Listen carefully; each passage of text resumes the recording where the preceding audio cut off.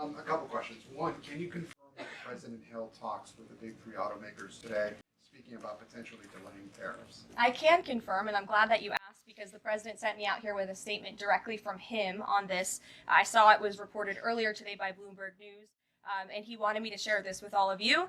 We spoke with the big three auto dealers. We are going to give a 1-month exemption on any autos coming through USMCA. Reciprocal tariffs will still go into effect on April 2nd, but at the request of the companies associated with USMCA, the president is giving them an exemption for 1 month so they are not at an economic disadvantage. So the three companies that he spoke to are Stellantis, Ford, and General Motors. They requested the call, they made the ask, and the president is happy to do it. It's a 1-month exemption. And the president just posted on social media that he has spoken with Prime Minister Trudeau. He says he's not satisfied with what the Prime Minister has said when it comes to fentanyl, but less than 1%, as you know, less than 1% of the fentanyl seized last year was in the northern border. What else does Canada need to do? Well, the president did just put out a statement on his call with the governor, Justin Trudeau, as he calls him, of Canada, and he said that he was not pleased, as you said. He said it's not good enough. He told Prime Minister Justin Trudeau that directly.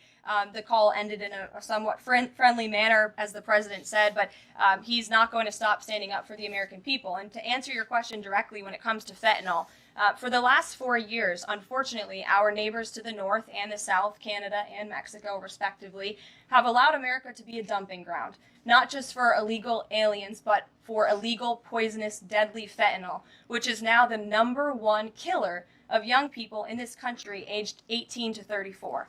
Through the northern border in Canada, in last fiscal year alone, there was enough fentanyl seized to kill 4.8 billion people. And that number is up 2,050% from 2023, the year before. So there's been more than a 2,000% increase in illegal fentanyl seizure at the northern border. Why? Because Canada is allowing that fentanyl to come to the United States. The president sees these numbers. He thinks about the lives that are lost. And everybody in this room, I'm sure, everybody watching at home, everybody across the country knows someone in our lives who has been killed at the hands of this deadly poison. There needs to be repercussions for that. The president feels very strongly about it. Karoline, respectfully, it's just 43 pounds that were found last year. That's less than a carry-on suitcase. Is that a lot of fentanyl compared to, say, Mexico?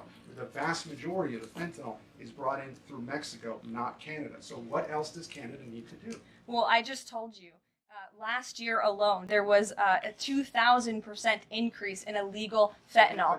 You're asking me for what the president's justification is for these tariffs. It's not up to you. You're not the president, Gabe. And frankly, I think it's a little bit disrespectful to the families in this country who have lost loved ones at the hands of this deadly poison. If you talk to them, and this president has, they are grateful that they finally have a president who is standing up to both Canada and Mexico, and most importantly, to China as well.